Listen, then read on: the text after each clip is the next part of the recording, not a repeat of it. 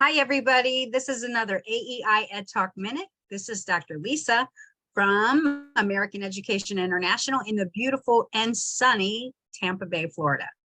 Today, we're speaking to homeschool families, particularly in Florida, and wanted to point out to you that there are some great opportunities that you did not have that you now have for the upcoming school year.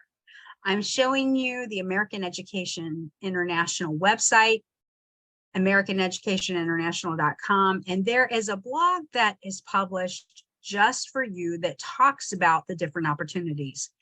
From American Education International, you will have the homeschool education flexibility, live engaging teachers online, not pre-recorded lessons, 24/7 curriculum access, which has the practice that you need. And there you might have some lessons recorded in a way to practice and submit assignments.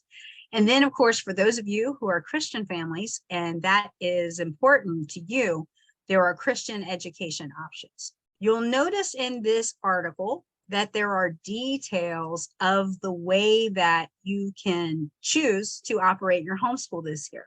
You can either register as a private school rather than a homeschool family and receive full tuition for all the courses through Step Up for Student scholarships, or you can apply and just participate in one course at a time through your PEP funds.